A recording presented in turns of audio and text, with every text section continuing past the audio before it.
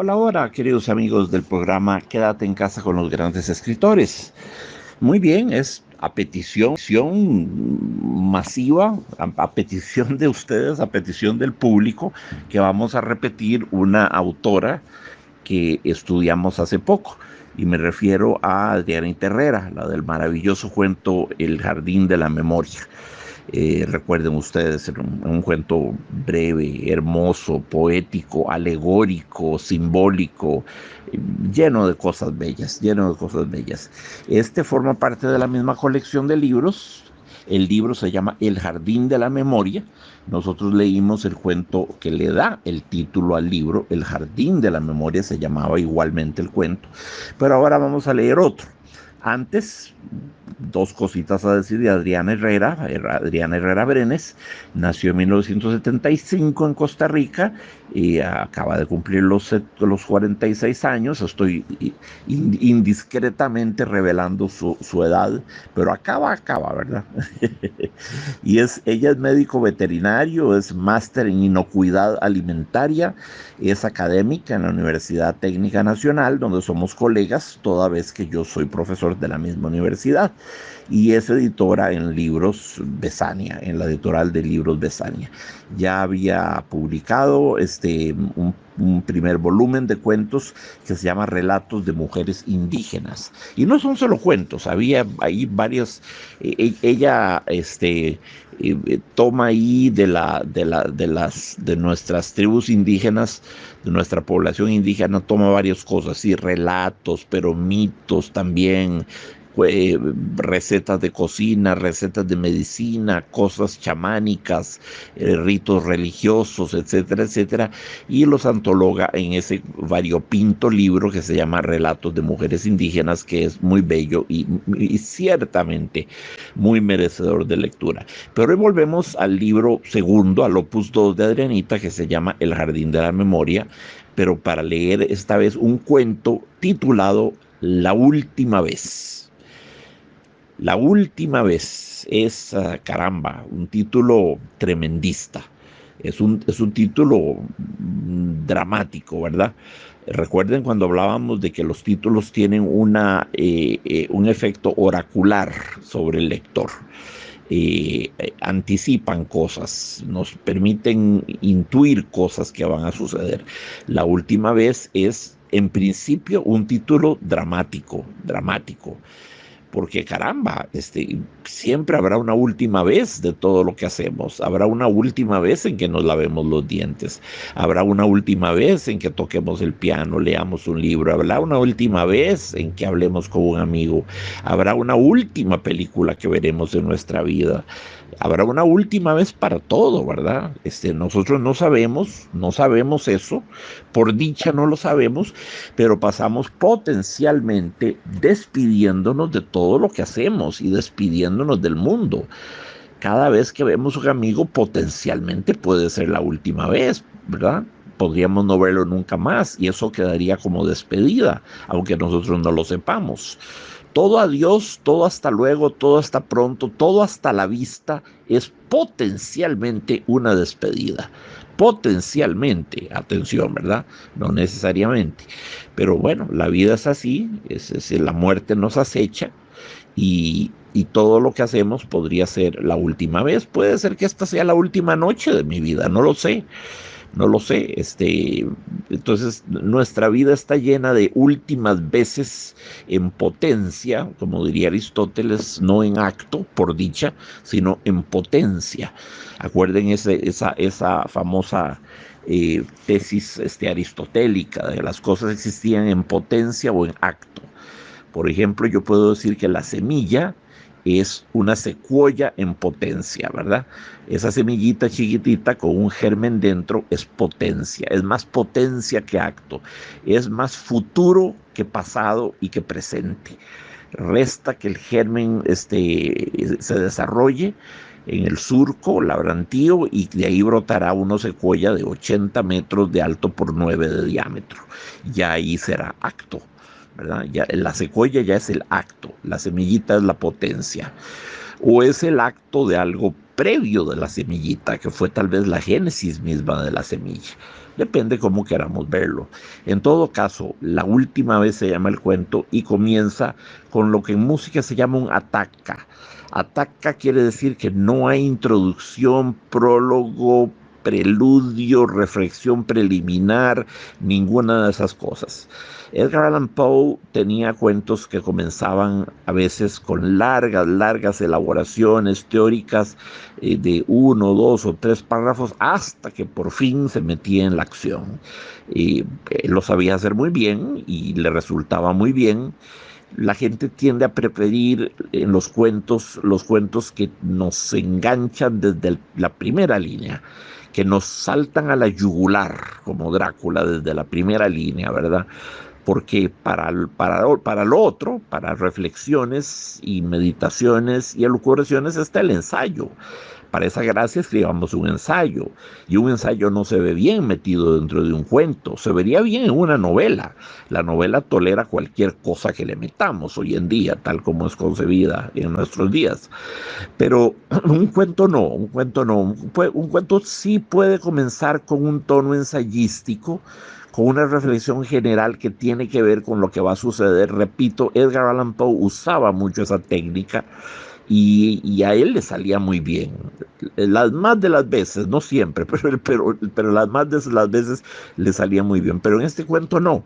No hay material introductorio, hay un ataca, es cuando en música, cuando entra el director a escena, saluda, normalmente se saca el pañuelo, se enjuga la frente, carraspea la garganta, vuelve a ver las diferentes secciones de la orquesta, ve que tenga eye contact, contacto visual con cada una de ellas, toma la batuta, respira profundamente, cierra los párpados, se concentra y por fin da el primer batutazo. Eso no es un ataca. Eso no es un ataca, eso es el ritual habitual del comienzo de un concierto. Cuando el director, si el autor pone ataca, que se escribe con una sola T, pero con 2 Cs, ataca, significa el director brinca en el podio y frum, de una vez, inmediatamente. Primeras notas, primer párrafo, primer compás, primera línea, primera melodía, comienzo de una vez, súbito, que sobresalte a la audiencia. Eso es ataca, ¿verdad? No haga mucha pausa, no respire profundo, no cierre los ojos, no vuelva a ver a la gente, ya todos están advertidos, el director salta al podio y de inmediato va el batutazo y entra a la pieza, ¿verdad? Eso es ataca. Y bueno, en este caso, Adrianita cultiva esa técnica. Este es el primer párrafo, escúchenlo. Esa llamada de emergencia fue como cualquier otra. Teníamos el equipo preparado para salir en cualquier momento. Atención, hay cosas que nos llaman aquí la atención, ¿verdad? Se trata de una emergencia. Ya estamos en un tono de apremio, de premura, de prisa, de subsistencia, en una emergencia, ¿verdad? Esa llamada de emergencia fue como cualquier otra. Teníamos el equipo preparado para salir en cualquier momento. Estaban preparados, es decir, este tipo de llamadas de emergencia ya las habían tenido con frecuencia. Estaban entrenados para lidiar con ellas. Entonces, claro, sí, es la última vez y comienza de esta manera así tan vibrante, tan dramática, ¿verdad? Sí, es, uh, es un comienzo que no es nada trivial, es algo excepcional, es algo tremendo, sentimos desde el primer momento. Luego continúa la autora. La avioneta cayó en una región montañosa de difícil acceso. El bosque tiene árboles centenarios protegidos por el Parque Nacional Braulio Carrillo. En esa zona, el río se ve a lo lejos en el fondo del profundo cañón y las laderas se vuelven verticales. La nubosidad dificulta mucho el vuelo. No es una ruta para aeronaves. No esperábamos encontrar sobrevivientes. Ya este párrafo crea toda una atmósfera, crea todo un ambiente, un paisaje. Entonces la avioneta cayó, de eso se trata la emergencia, la avioneta cayó en una región montañosa de difícil acceso, nos dice. El bosque tiene árboles centenarios protegidos por el Parque Nacional Braulio Carrillo. Una concepción del bosque como algo casi animado, árboles centenarios.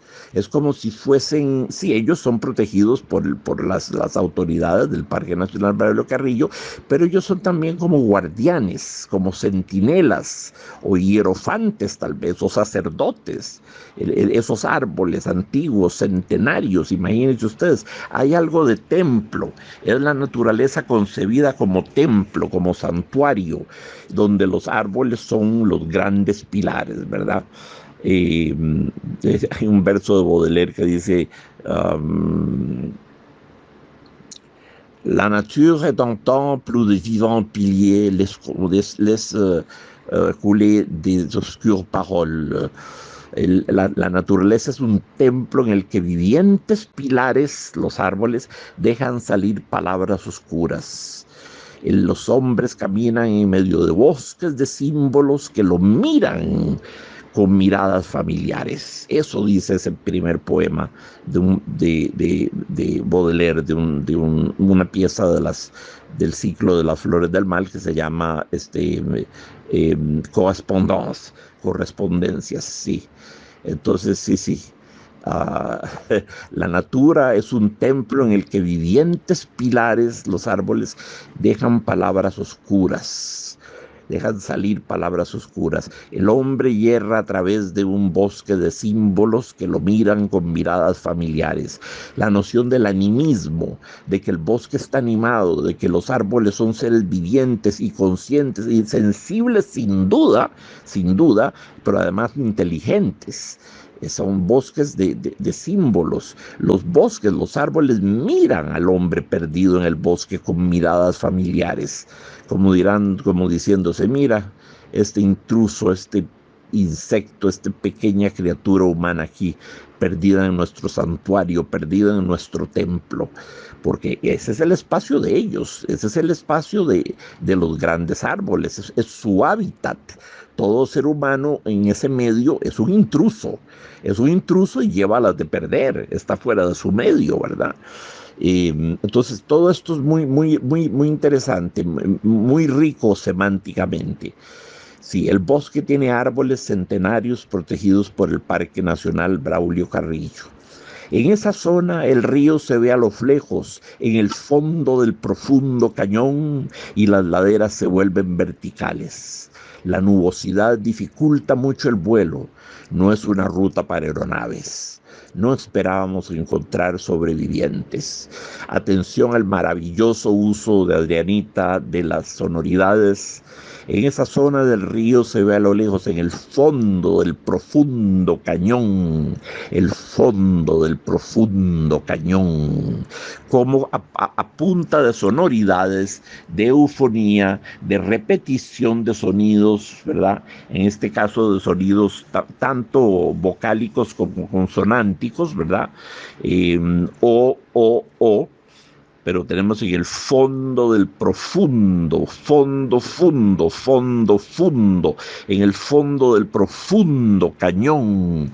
Eso nos da ya al oído una idea de profundidad, de enorme cangilón, sí, de cañón boscoso, con laderas verticales, es decir, realmente van metidos como entre dos paredes verticales repletas de vegetación, espesas de vegetación, y al fondo va el río, al fondo se ve el río a lo lejos, encañonado entre esas dos paredes, entre esos dos acantilados cubiertos de verdor.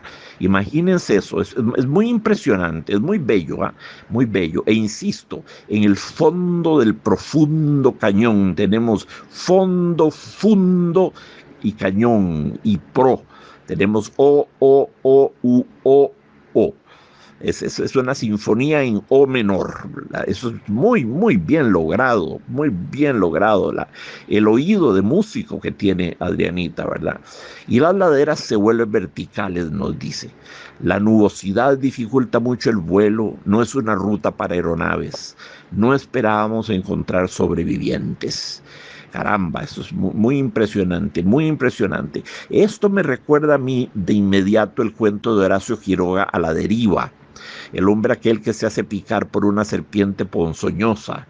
Entonces va, toma agua como pueda, se liga la pierna, se monta en una barca y se deja derivar por el río hacia el Paraná. Y el río va corriendo entre dos paredones negros, lisos, verticales, el río arremolinado, oscuro, va llevándose a la deriva, a la barca donde va el hombre agonizando, delirando, muriendo. Atravesando incluso periodos ya de analgesia, ya no siente el dolor, ya no siente la hinchazón, ya está simplemente en esa especie de astenia, de no sensación propia de la muerte, está más muerto que vivo.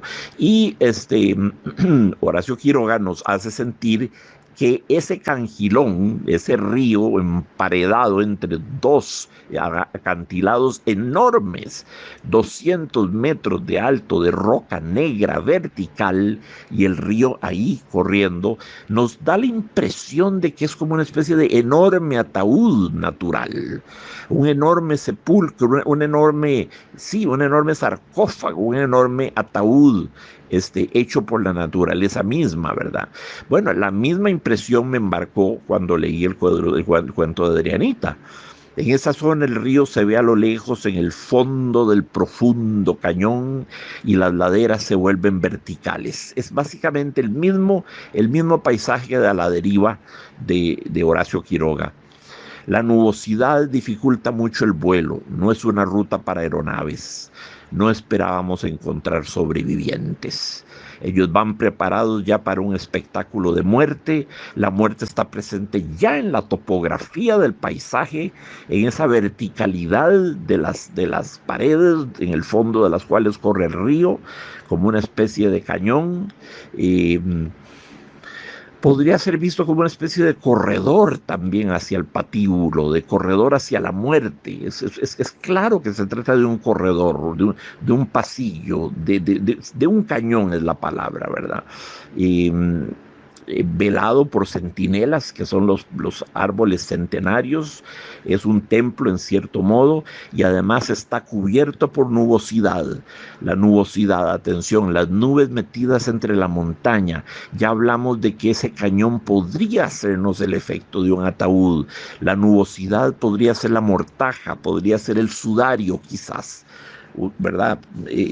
Metafóricamente hablando, es posible que pueda subliminalmente evocarnos el sentir o la imagen de un sudario.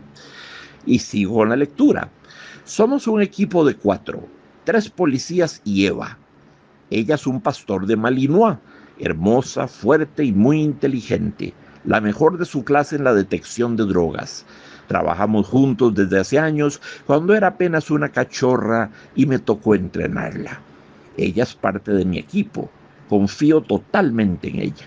Sí, muy hermoso porque en los cuentos de Adrianita siempre cabe esperar un animal o varios animales, y bellos y leales y cálidos y hasta mejores personas que los propios seres humanos. Es un pastor malinois, esto significa que es un pastor belga. El pastor, bueno, hay varios tipos de pastor, el pastor alemán, ¿verdad? Está el pastor francés, está el pastor danés y está el pastor belga. Hacia 1880 fue que se determinó ya en forma taxonómica la raza de perros de los pastores, alemán, francés, danés, belga. En 1888 se determinó eso. Entonces ella es un pastor belga. Los pastores belgas podían ser pastores Groenendol, pastores Laikenois, pastores Mechelos o pastores Tervusain. Todos ellos eran pastores subcategorías de los pastores belgas. ¿Cuál es la característica principal de los pastores? todos la tienen, alemán, francés, danés o belga.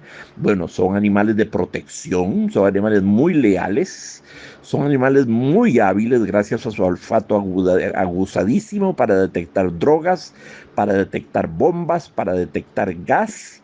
Son animales de rescate, son animales usados en los trineos.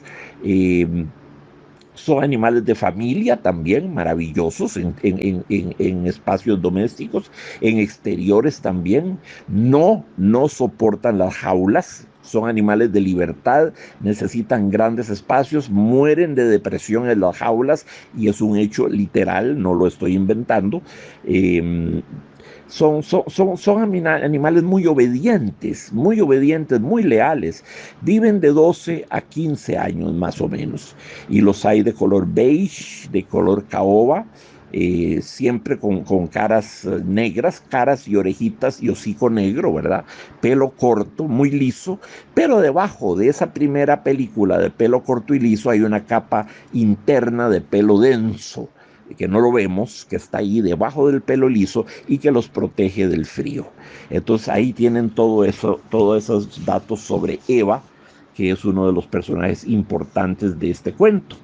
Eva, un pastor de Malinois, es decir, un pastor belga, un subtipo de los pastores belga que hemos mencionado, hermosa, fuerte y muy inteligente, la mejor de su clase en la detección de drogas. Trabajamos juntos desde hace años cuando era apenas una cachorra y me tocó entrenarla. Ella es parte de mi equipo. Confío totalmente en ella. Atención, hay un vínculo entrañable entre el hombre y su perra, que de hecho se llama Eva. Eva, eso es importante, eso es Eva, porque Eva pues es la mujer iniciática de Adán, es la primera visión que tiene Adán, es lo primero que se desprende de su cuerpo. Eva es la alteridad revelada a Adán, la otredad es el otro esencial, se le revela a Adán bajo la forma de Eva. Entonces es simbólico y es interesante que esta perrita se llame Eva. Es un nombre muy lleno de significado mitológico que tiene importancia, tiene importancia. Y ella dice, ella es parte de mi equipo, confío totalmente en ella. Hasta el momento, el narrador había sido la primera persona del plural, ¿verdad? Somos un equipo de 4, bla, bla, bla, bla, bla, trabajamos juntos, etcétera, etcétera. Pero de pronto modulamos al narrador en primera persona. Ella es parte de mi equipo, confío totalmente en ella. Entonces hay una modulación importante. Pasamos a la primera persona del singular. Sigo con la lectura. De camino nos pusimos de acuerdo. Todos deben estar muertos. No habrá testigos, entonces podemos repartir lo que aparezca. Si son dólares, mejor. Siempre se pueden incendiar los restos y decir que todo quedó calcinado. Ya no somos novatos, no es la primera operación que realizamos. Tenemos entrenamiento en rescate vertical, sobrevivencia en la montaña y manejo de armas, entre otros buenos oficios. Ese buenos es totalmente irónico, ¿verdad? Y manejo de armas, entre otros buenos oficios. Sí, buenos oficios y ladrones también, ¿verdad? Saqueadores de cadáveres, piratas de avionetas caídas en medio del bosque. Buenos oficios, evidentemente que Adrianita usa con mucho sentido del humor ese buenos oficios, son realmente unos maleantes, ¿verdad? Unos perfectos maleantes. Entonces, todos deben estar muertos, asumen, no habrá testigos, lo cual, pues, claro, sí, no habrá testigos. Entonces, pero ya solo esa idea de asumir que todos deben estar muertos, ya hay una traición, ¿verdad? Una traición a la causa. Los socorristas no vienen a socorrer a nadie. Y si se topasen a alguien vivo, por casualidad y severamente herido, posiblemente lo matarían. Porque no vienen a rescatar a los testigos, vienen a robarse los presuntos dólares que estarían ahí entre los restos del avión, ¿verdad? Si son dólares, mejor, dice. Claro, sí, por supuesto, más fácil transportar drogas que transportar dólares que transportar paquetes de droga, ¿verdad? 1000 veces más fácil. qué hacen con la droga, cómo la mercadean, dónde la venden, cómo confiar en eso, ¿verdad? Pero si son dólares, mejor. Siempre se pueden incendiar los restos y decir que todo quedó calcinado, es decir, la desaparición del corpus delictus, del cuerpo del delito, la desaparición de todo a través del fuego. El fuego que no deja más que cenizas, no deja nada reconocible. Eh, ya no somos novatos, se dice. No es la primera operación que realizamos. Tenemos entrenamiento en rescate vertical, sí, en rescate, entre comillas, de nuevo, son unos bandoleros. En rescate vertical, sobrevivencia en montaña, lo que se llama survival in the wilderness. Sí, claro, la sobrevivencia en montaña es una destreza fundamental. Sobrevivir en una montaña o sobremorir en una montaña. ¿Qué lo mata uno en una montaña espesa? Bueno, puede ser un animal salvaje, por supuesto, pero si no es el animal salvaje, asumamos que no los hay cerca. ¿Qué es lo que le mata? ¿Qué lo puede matar a uno literalmente de un día a otro, perdido en una montaña de este espesor, tan remota, tan llena de árbol, tan tupida, tan cerrada? ¿Qué lo mata a uno si se pierde ahí? Lo mata el frío. Lo mata el frío, los cambios térmicos en una montaña de altura, con nubes de altura, por supuesto, ¿verdad? En el trópico húmedo de altura, en el bosque nuboso, los cambios térmicos son espectaculares, espectaculares. La temperatura puede bajar 20 grados entre el día y la noche, con una sensación térmica incluso mayor. 20 grados y sintiéndose más frío que eso, por factores como la llovizna, ¿verdad? La ventisca, o cuando hay granizo, ¿verdad? La granizada, cuando hay nieve, pero bueno, en el barrio de Carrillo no hay nieve, la nieve sería la nevasca. No la nevada, sino la nevasca, la ventisca, la llovizna, la nevasca. Es muy importante usar ese término correctamente, la nevasca, ¿verdad? O el granizado, y no precisamente el de comer, ¿verdad? La granizada, el granizo, ¿verdad?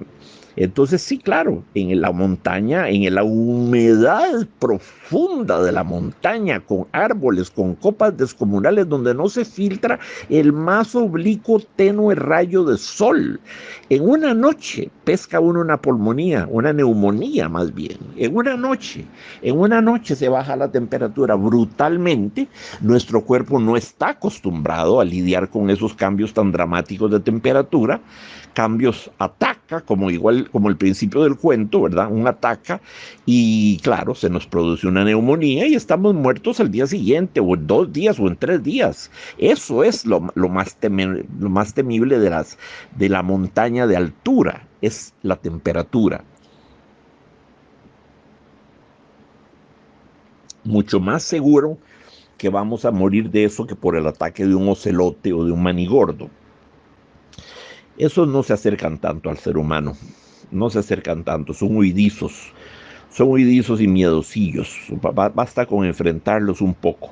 Y si tienen fuego, además, con eso se protegen. Pero no los va a proteger el fuego contra el hielo que muerde la piel, el hielo más el factor humedad. Y si está lloviendo, peor, ¿verdad? La lluvia se siente como si fueran puñaladas gélidas, glaciales de hielo que se hincan en nuestra carne.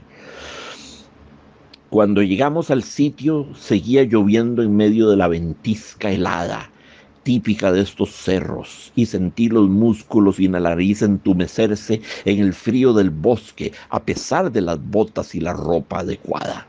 Claro, sí, el hielo, la ventisca helada, frío, el frío de la muerte.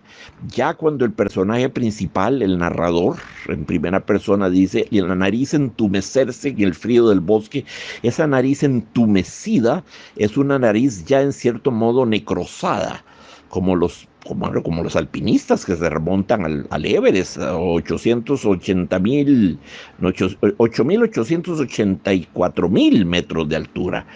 Por supuesto, ya hay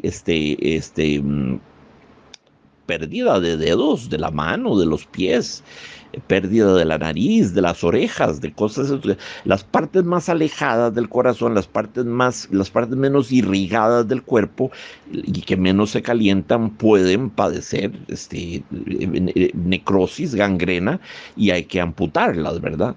Es lo propio de ese tipo de climas. Bueno, pero aquí no estamos en el Everest ni nada que se parezca.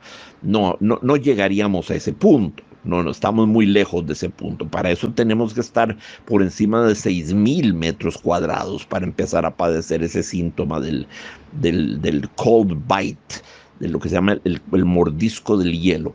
Pero sí de sobra podemos sentir la nariz entumecida,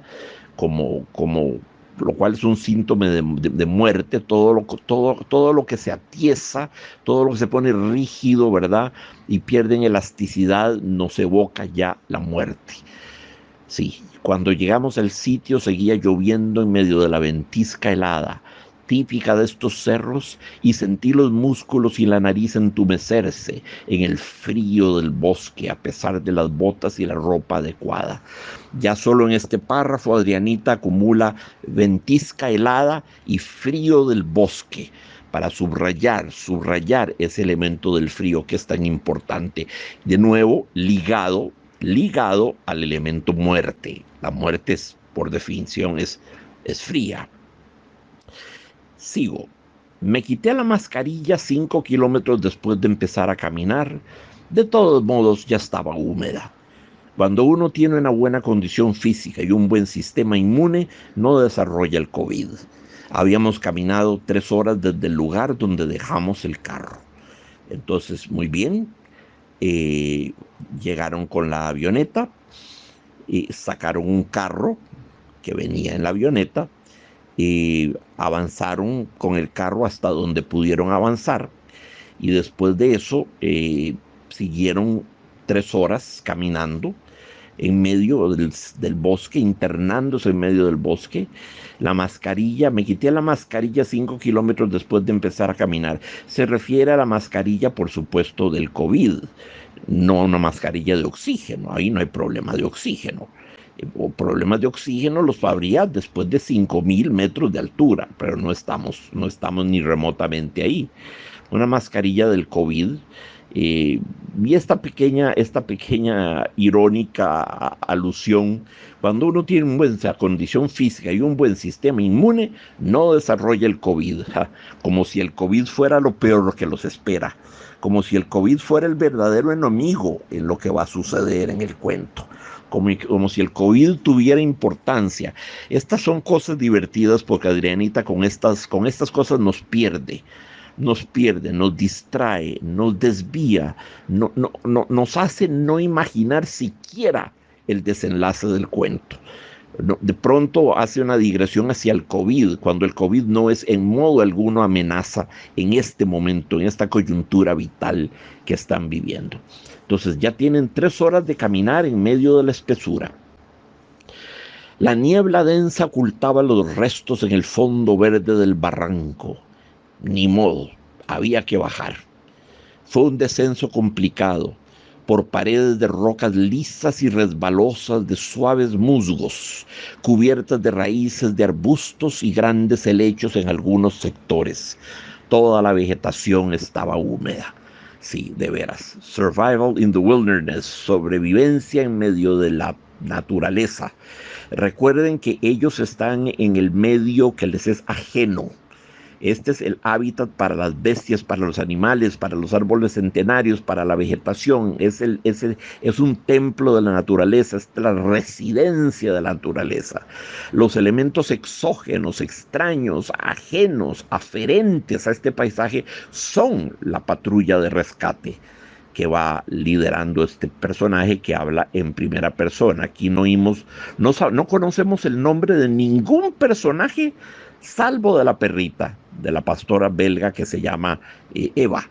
Es muy significativo, muy significativo. La autora nos da el nombre del perrito, Eva, y nos niega el nombre de todos los participantes, casi como diciendo ninguno de estos rufianes merece tener un nombre.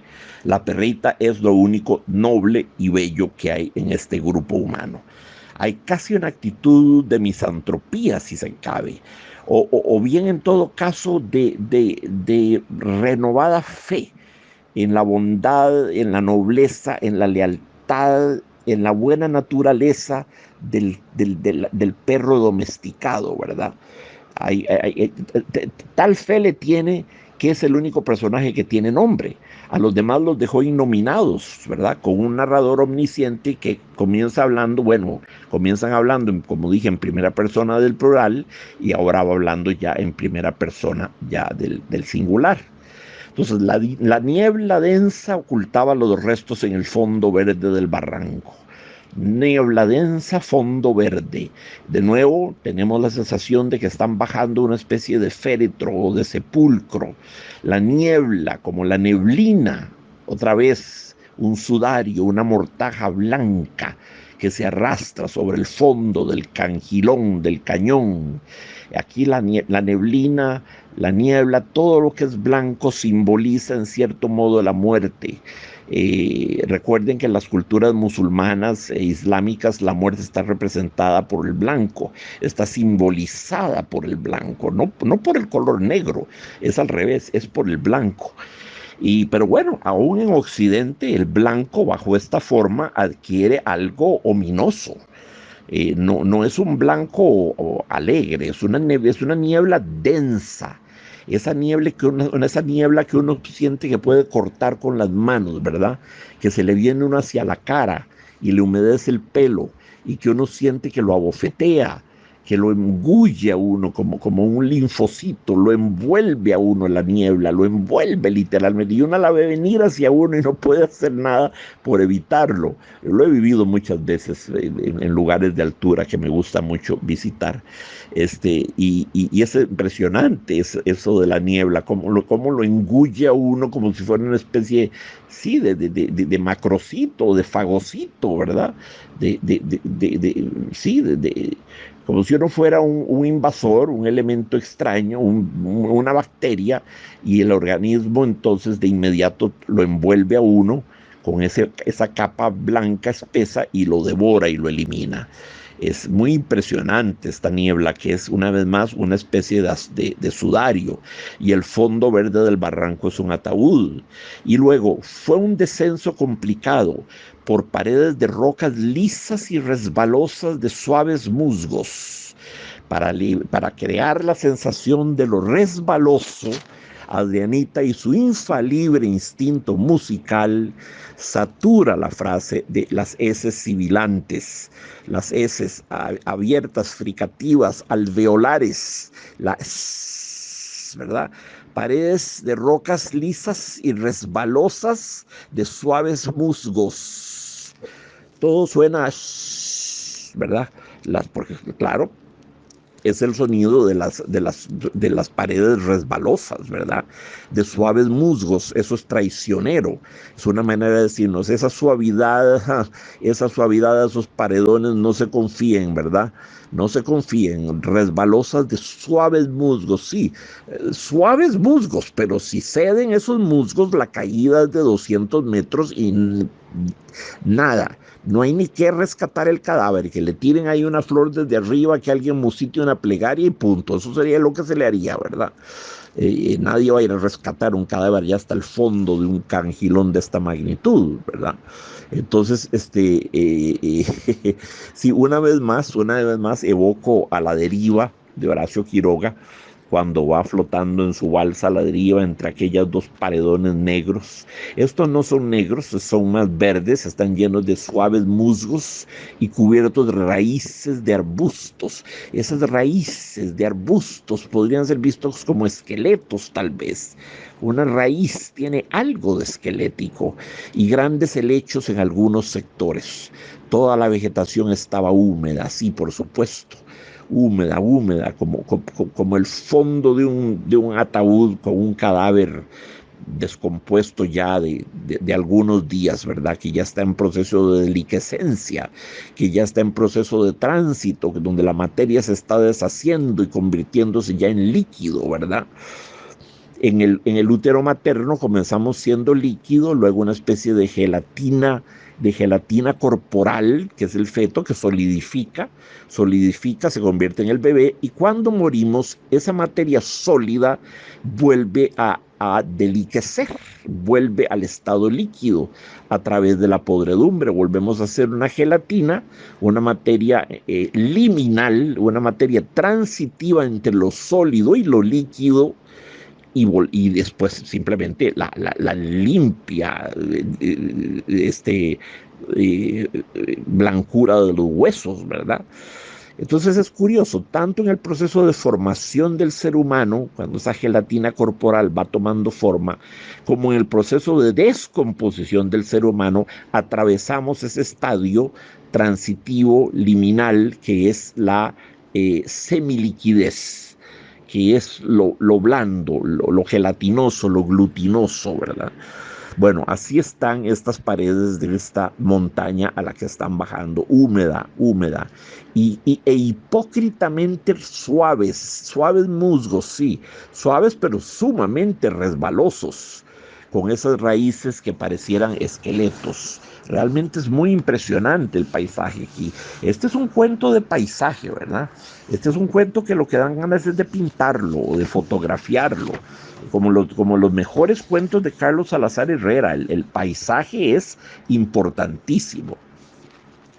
Bueno, y nos dice el protagonista: siempre me gustó el olor del bosque. Aromas dulces y ácidos se mezclan en la brisa y la neblina. Esa neblina que avanza y avanza y avanza. Constantemente está Adrianita haciendo alusión a la neblina o a la bruma. Atención, el sudario que avanza. Siempre me gustó el olor del bosque, aromas dulces y ácidos. Sí, dulces disfrazando a los ácidos, es decir, más ácido, más peligroso, más muerte que la dulzura. Es un bosque traicionero, como los propios rescatistas, entre comillas, como los propios socorristas, que a lo que van es a robarse el dinero, y si alguien hubiese herido, a terminar de matarlo, y que tienen amplia experiencia en este tipo de atracos y de estafas. El bosque también, bueno, el bosque también les tiene sus cepos y sus trampas, ¿verdad? Disfrazando lo ácido de dulce, ¿verdad? Cuando por fin nos acercamos, fue evidente que todos estaban muertos. Tampoco había presencia de lugareños, que a veces logran llegar antes a los eventos. Solo teníamos que volver con la carga, que afortunadamente no se perdió en el siniestro. Bueno, la avioneta cayó, se incendió, pero no quemó los dólares. Entonces, perfecto, perfecto. El guión les está saliendo a la perfección. Eh, Todos estaban muertos. Nadie piensa por un momento en una plegaria, en una oración, en un minuto de silencio, en darle sepultura, tomar los cuerpos y darles sepultura, tomar palas y siquiera sepultarlos bajo tierra. Nadie piensa en ese mínimo acto de piedad y de misericordia, no. Lo que llegan es apurándose para que no lleguen los lugareños. Esto es un duelo de pirañas. Todos son criaturas voraces aquí, ¿verdad? Completamente voraces. El ser humano es aquí, el ser humano es aquí igual que la montaña. Huraño, misántropo, hostil, amenazante. Es un duelo de titanes y es un duelo de iguales. La montaña es tan peligrosa y tan llena de recovecos como el alma humana. La montaña es una plasmación física, una proyección física de lo laberíntico, oscuro, enrevesado, traicionero que es el espíritu humano. Montaña y hombre aquí se pertenecen éticamente uno al otro, ¿verdad? Sin duda alguna. El ser humano queda muy, muy mal parado en este bellísimo cuento. Y entonces lo único que les preocupa es constatar que no habían llegado los lugareños y que todo lo que les restaba era coger los dólares y volarse y perderse con los dólares. Vuelve a la primera persona. Había jurado que esta sería la última vez, antes de desaparecer en alguna esquina del mundo, tal vez Brasil o la India. El dinero de los rescates anteriores estaba seguro en las cuentas de Panamá y Belice. Solo es cosa de dejarme crecer la barba, ponerme unos anteojos, subir unas libras de peso, cambiar la ropa y seré otra persona. Lo de la identidad, pues, tampoco es problema. Después de tantos años en este ambiente, uno conoce la gente necesaria para esos menesteres. Todo esto es cínico y es perverso y es malvado. Este infeliz, porque no sé de qué otra manera llamarlo, ¿verdad? Eh, eh, bueno, había jurado que esta sería la última vez, como el drogadicto o el alcohólico o el criminal que se dice, voy a tomarme mi última copa, voy a jalar la última raja de cocaína, este es el zarpe, este es el último crimen que voy a cometer, este es el último robo que voy a cometer. Ya, con ello me despido de esta horrible profesión, de este oficio, entre comillas, de saqueador de cadáveres, de saqueador de sepulcros, porque eso es lo que son, ni más ni menos, ¿verdad? Entonces sus planes, ¿verdad? Sí, sí, como el drogadicto, su última raja de cocaína, su último trago, el alcohólico, su último crimen, el criminal, sí, planeaba desaparecer en alguna esquina del mundo, tal vez Brasil o la India. Como decía el gran novelista peruano Ciro Alegría, el mundo es ancho y ajeno. Así que sin duda, habrá rincones en Brasil y en la India donde absolutamente nadie vuelva a saber de él. El dinero de los rescates, entre comillas, rescates anteriores, estaba seguro en las cuentas de Panamá y Belice. Bueno, esto nos retrotrae, Adrianita nos retrotrae a los Panama Papers, al famoso escándalo de los Panama Papers, uno más de los muchos escándalos que jalonan y deliciosamente salpican el panorama de nuestra política nacional, ¿verdad? De nuestra podrida, corrupta, fétida, deliquescente gelatina corporal de política nacional, los Panama Papers. Entonces, bueno, las cuentas de Panamá y Belice, me extraña que no haya mandado dineros a Suiza, me extraña, habría que ver por qué razón, quién sabe. Bueno, en todo caso, sus anteriores rescates, quién sabe a cuántos mató moribundos en el avión anteriormente, en otras misiones supuestamente de rescate, ¿verdad? O los encontró ya muertos y se dedicó simplemente a desvalijarlos, de nuevo, sin siquiera darles una sepultura digna, ¿verdad? Solo es cosa de dejarme crecer la barba, dice, sí, la barba como antifaz, muy eficaz, es correcto, sí, la barba como antifaz, como lo que cubre, como lo que tapa, la barba como aliada del criminal, ponerme unos anteojos, otra cosa que cambia mucho, una expresión, una fisionomía, sí, está en lo correcto, ¿verdad? Subir unas libras de peso, curioso, hasta eso se lo pone fácil, subir unas libras de peso, ¿por qué no más bien bajar unas libras de peso? No, porque eso supone trabajo y esfuerzo y sacrificio. No, mejor engordemos.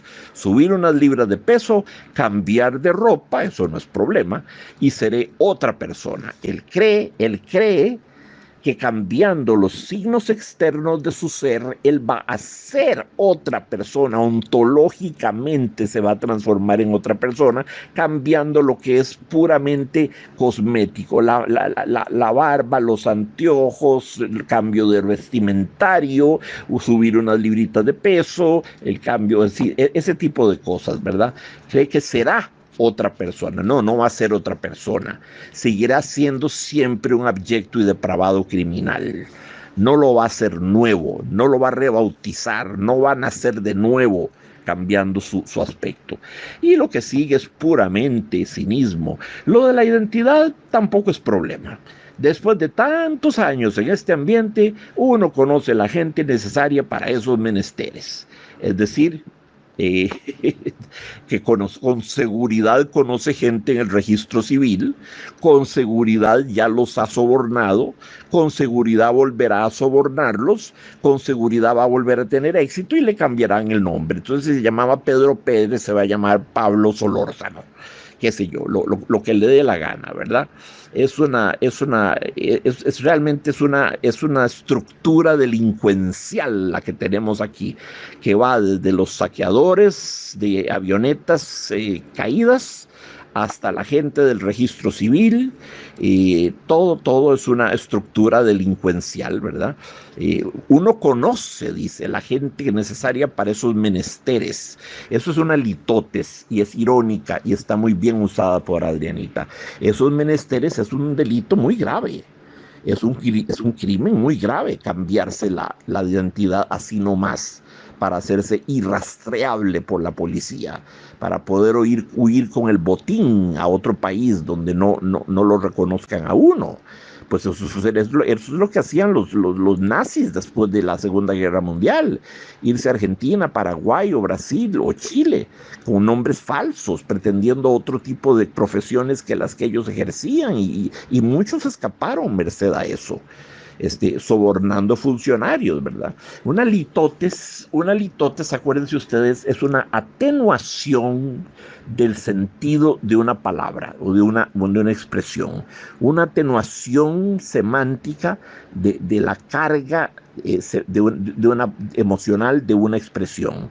Les pongo un ejemplo famoso de Machado. Machado decía, no me gusta pensar mucho en la muerte, pero puesto que es un hecho estadístico y tal parece muy frecuente, pues conviene que de vez en cuando me sienta a pensar un poquillo en ella. Decía, eso es una litotes. Eso realmente quiere decir la muerte es inexorable. La muerte no es solo un hecho estadístico, la muerte es el telos de nuestra aventura vital, ¿verdad? Venimos de un arqué, de un origen de la palabra arqueología, de un origen, de un arqué, eh, y vamos hacia un telos, hacia el fin, ¿verdad? Un terminus ad quem. Esa es la aventura del hombre sobre el planeta, no más que eso. Y bueno, y eso es así y sucede todo el tiempo. De modo que somos, como diría Martin Heidegger, el gran filósofo alemán, el autor de Sein und Zeit, Ser y Tiempo, decíamos, el Dasein, es decir, el hombre, el ser humano, es un ser para la muerte, es un ser para la muerte, vivimos para la muerte.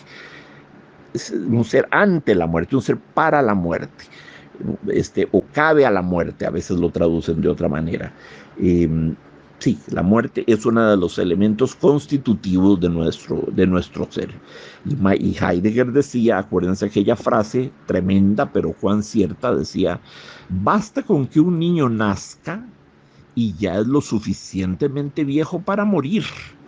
Atención, qué reflexión más dura de Martin Heidegger, ¿verdad?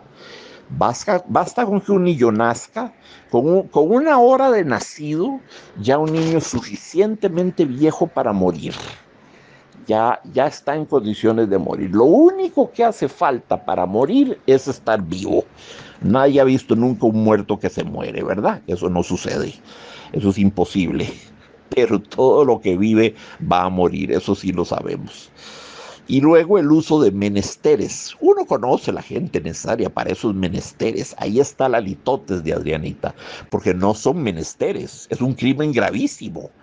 Pero ella usa la litotes, viene siendo irónica, viene siendo una especie de eufemismo, si quieren, ¿verdad? De eufemismo.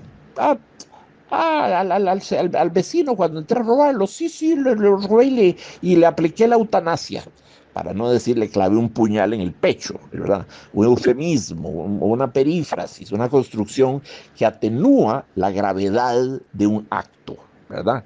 Entonces, conozco a la gente necesaria para esos menesteres. Esos menesteres es la ilícita, la ilegal, el cambio de identidad que él quiere hacer. Ese es su plan para irse a perder por los rincones de Brasil o de la India donde nadie más sepa de él. Tiende uno a preguntarse ya a estas alturas del cuento, ¿este pobre hombre tendrá gente que lo quiera?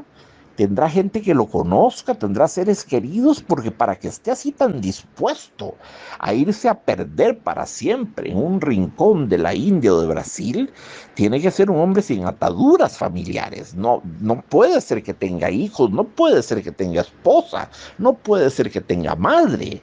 Ha de ser un lobo estepario, ha de ser simplemente un bucanero, un corsario, un pirata, un saqueador de avionetas, un aventurero, ¿verdad?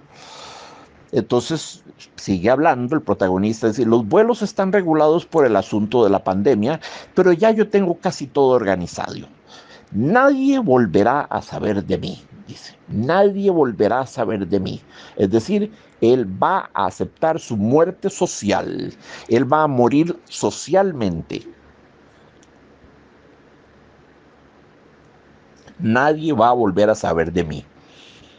Va a suicidarse socialmente, por lo menos en Costa Rica, para renacer socialmente con otro círculo de amigos, u otra esposa, u otra familia, o lo que fuese en Brasil o en la India, calcula él. Igual podría irse a muchos otros lugares.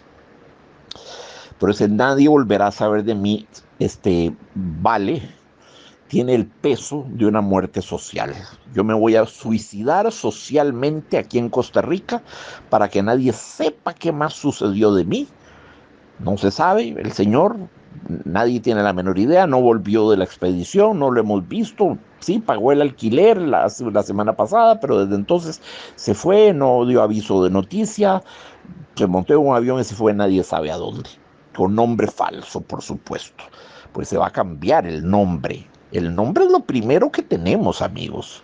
El nombre es lo primero que nos dan y el nombre es lo último que figurará en una piedra en la lápida donde nos entierren, ¿verdad? El nombre es muy importante, el nombre es parte de la identidad. Repito, es lo primero que nos dan y es lo último que dejaremos sobre la tierra es un sepulcro con nuestro nombre, si tenemos suerte, ¿verdad? Que dirá, querido padre, amado hermano, ejemplar sobrino, bla, bla, bla, bla, bla, bla, etcétera. Todas esas cosas mentirosas que se ponen sobre las lápidas, porque suele uno no haber sido ninguna de esas cosas en general, seamos honestos. Muy bien. Luego él medita, dice, tal vez ella venga conmigo, no lo sé. Tendré que contarle lo que hago, o tal vez no. Pienso que le hará bien cambiar. Le ha tocado en suerte una vida trágica de pérdidas y de desamparos. No tiene familia, ni perro que le ladre.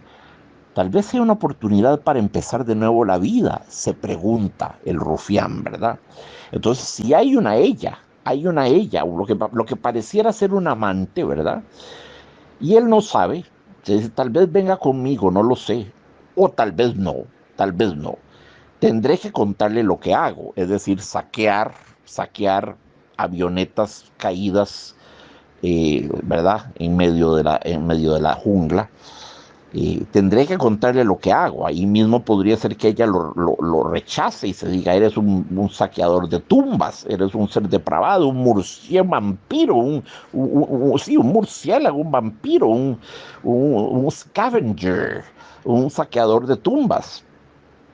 Tendré que contarle lo que hago, o tal vez no, se dice. Tal vez no tenga que contárselo. Él está conjeturando. Creo que le haría bien cambiar, dice. Le ha tocado en suerte una vida trágica de pérdidas y desamparos. Es decir, que su compañera tiene también un historial de muerte, ¿verdad? De muerte, de pérdidas y desamparos. No tiene familia, ni perro que le ladre. Esto es importantísimo porque Adrianita, qué cosa más linda y más enternecedora. Siempre, siempre, siempre, dentro del perfil de un ser humano, contempla el hecho de que tenga o no cachorros o mascotas o perros o gatos. Parte de la definición de un ser humano es qué perro y qué tipo de perro y qué vínculo con el perro tiene. Entonces nos enteramos del amante de este rufián que no tiene familia, pero tampoco perro que le ladre. Si tuviera el perro ya sería algo. Habla mucho de la autora y de su amor absolutamente infinito por los animales, sobre todo por los perros. Eh, entonces, la amante, la mujer en la que piensa, está muerta a su manera, socialmente muerta como él, son dos muertos. Su vida solamente tiene pérdidas y desamparos, no parece conocer a nadie, no tiene familia, ni siquiera perro, está socialmente muerta. Ella está socialmente muerta como pronto lo estará él. Si se fugan los dos para la India o para Brasil, es una fuga de dos muertos. Son dos cadáveres que saldrían volando. Y dice él, tal vez sea una oportunidad para empezar de nuevo la vida, nacer de nuevo, darse una nueva oportunidad. Y sigue pensando, si decide quedarse, no puedo hacer nada. De todos modos, me iré. Quizá me dolerá unos días, después habrá pasado, como pasa este chubasco frío de montaña. Sí, un chubasco frío de montaña, un chubasco es un aguacero, ¿verdad? Un chaparrón. Qué linda palabra, chaparrón, qué linda palabra. Chubasco también, son palabras de raíz onomatopeya, chaparrón, chubasco, aguacero, ¿verdad? Eso un aguacero, un chaparrón no es largo, no es demorado, es muy breve, pero lo que pasa es que es muy violento. Es como un blitzkrieg en la Segunda Guerra Mundial, un ataque relámpago, un ataque de aviones relámpago, pues un ataque de lluvia relámpago. Se viene fortísima, pero pasa rapidito. No es el otro tipo de lluvia pertinaz, lenta, que comienza a la 1 de la tarde y va parando a las 7 de la mañana del día siguiente. No, no, es un chubasco, tiene que ser una cosa así, ¿verdad? Quizá me dolerá unos días, dice él. Después habrá pasado, como pasa este chubasco frío de montaña. Es decir, que si le da cabanga dejarla a ella, es posible, él dice él, barrunta, colige, conjetura, que es posible que le duela unos días, pero él se conoce y después habrá pasado, como pasa este chubasco frío de montaña. Volvemos al leitmotiv de la frialdad, de lo frío asociado a la muerte.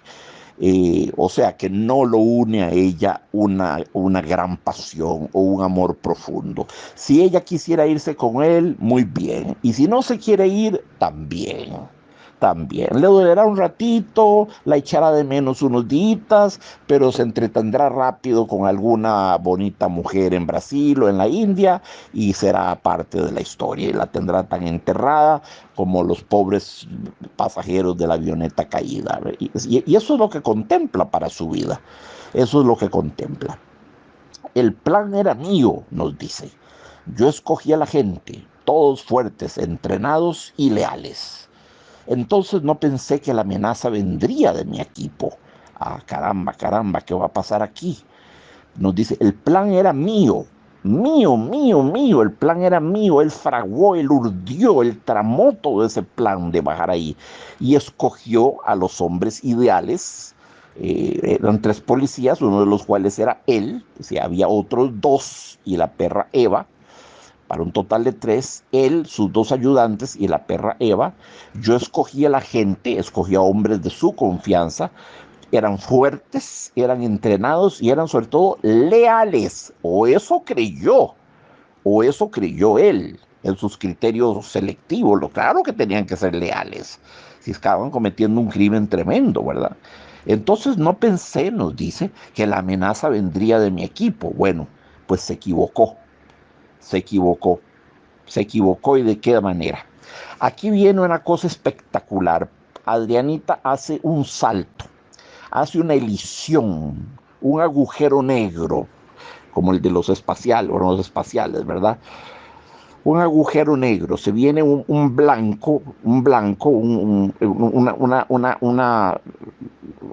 brinco narrativo, una elisión narrativa sería la palabra, una elisión, se salta una cosa que evidentemente sucedió muy, muy deprisa y de pronto, eh, de pronto nos interpela a nosotros. Ese personaje que ha hablado en primera persona nos interpela a ustedes, amigos, a mí, interpela al lector. Como un actor en el cine está en tres dimensiones, ¿verdad? Altura, longitud, profundidad, y de pronto lo que llaman atraviesa la cuarta pared de la pantalla, y de pronto el actor que está actuando ahí, de pronto se vuelve hacia los espectadores y les dice algo, lo que fuera. Qué difícil me está resultando esta escena, señores, pero bueno, voy a seguir con mi pelea de espadas aquí.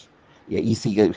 Bueno, eso que se puso muy de moda con la Nouvelle Vague francesa, Jean-Luc Godard, Claude Chabrol, François Truffaut, Jacques Février, todos estos grandes cineastas franceses de la Nouvelle Vague pusieron muy de moda ese efecto de romper la cuarta pared. El actor que se sale de su papel de actor y de pronto se mete con el público y les dice, ¿qué les parece? Llevo aquí en el carro a esta mujer bellísima. Podría hacerle el amor hoy mismo si quisiera, pero tal vez eso es un poco precipitado. ¿A ustedes qué les parece? Y se vuelve Jean-Paul Belmondo hacia la pantalla, hacia la cámara, hacia nosotros en el cine y nos pregunta y nos sentimos interpelados. Muy raro efecto. Eso lo utilizó Jean-Luc Godard en una película que se llamaba Pierrot le Fou. Pedrito el Loco, Pierrot le Fou, con Jean-Paul Belmondo, por cierto.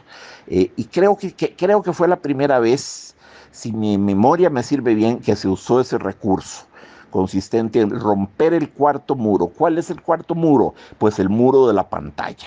El actor se sale de la pantalla, por así decirlo, avanza hacia nosotros y nos interpela. Señores, ¿estoy actuando bien o necesitan más dramatismo? Entonces, no queremos más drama. Entonces, bueno, así lo era. Entonces se mete de nuevo en la pantalla y sigue actuando. Es un recurso muy cómico, muy simpático, muy bello. Woody Allen lo ha usado un montón de veces, pero no lo inventó él. Lo inventaron en la década de los 60 los cineastas, los realizadores, los directores de cine de la Nouvelle Vague, la nueva ola francesa. Entonces aquí Adrianita se salta algo terrible que pasó, se lo salta como un mal sueño, o fue tan intempestivo que no hay nada que narrar, es lo que pienso, y nos interpela y nos dice esto. Atención, leo de nuevo el párrafo anterior. El plan era mío, yo escogí a la gente, todos fuertes, entrenados y leales. Entonces no pensé que la amenaza vendría de mi equipo. Te miento si digo que duele. Fue solo un ruido blanco, sabor gris y salobre. De repente, un frío azul en todos los huesos.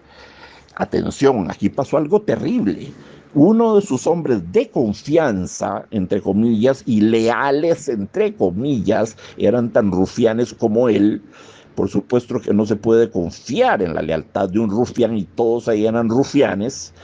Es como hablar de honor entre gángsters o de honestidad entre gángsters o de palabra de honor entre gángsters, por el amor de Dios, ¿verdad? Se escogen las cosas de quien vienen. Fue con dos delincuentes. ¿Qué lealtad cabía esperar de ellos? Todo porque él era el jefe, nada de eso. Bueno, evidentemente uno de ellos le disparó un balazo a la cabeza. Adrianita no nos lo dice. De pronto vi al policía tal volverse, sacó un revólver, me encandiló el metal del revólver y pude oír una detonación y sentí la bala penetrar en mi cabeza. No. Elude eso. Hace una gran elisión, hace un brinco narrativo, hace un agujero negro, se brinca eso. Lo cual es magistral como recurso, porque nos hace sentir que pasó de una manera tan rápida, tan inenarrable, como un relámpago, tan inesperado, tan súbito, que no hay narración para ese hecho. Cuando vemos, ya él tiene la bala en la cabeza. No vimos en qué momento el policía desenfundó y hizo eso. Y lo hace interpelándonos, dice, te miento si digo que duele. Es decir, no voy a exagerar, no me duele el balazo en la cabeza. Fue solo un ruido blanco, sabor gris y salobre. De repente un frío azul en todos los huesos. Sí, está, evidentemente él aquí, él rompe la cuarta palabra, la cuarta pared, perdón, la cuarta pared, como en el cine, y interpela a quienes estamos viendo este cuento película, digámoslo así, este cuento película. Y eso le pasa por ser un desleal en un mundo de desleales, ¿verdad? Solo a él se le podía haber ocurrido nobleza o adhesión o lealtad cuando él mismo es un ganapán y todos los demás son también unos podridos, ¿verdad? Te miento si digo que duele. Fue solo un ruido blanco. Ah, qué interesante, el blanco, amigos, el leitmotiv de la muerte. El leitmotiv de la muerte, el que recurre, la neblina blanca, la bruma blanca, todo lo que era blanco, cubriendo el sepulcro de ese gran cañón abierto en medio de las montañas, esa especie de grieta llena de verdor y de árboles centenarios que cuidan, que vigilan, pero que también son cómplices a veces de la muerte.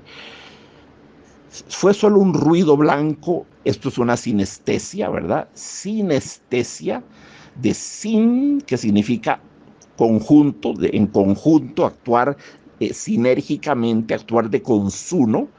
Sinestesia está en simposio, síntesis, sincronía, sinfonía, sonar juntos, fonos, sinfonía, sinagoga, síntesis, ¿verdad? Eh, la partícula sin significa de consumo, ¿verdad?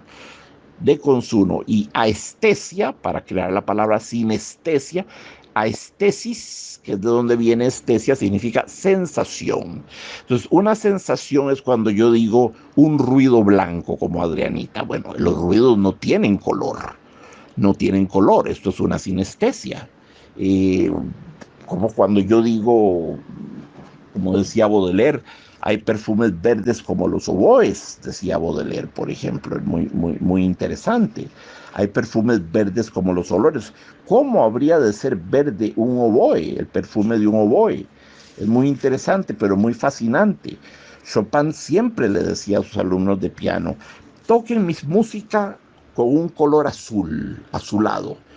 Y caramba, qué indicación más difícil. ¿Cómo va uno a tocar la música del maestro con un color azulado? ¿Qué llama él un color azulado? ¿Cómo se obtiene un color azulado de un teclado? Yo no sabría, no sabría.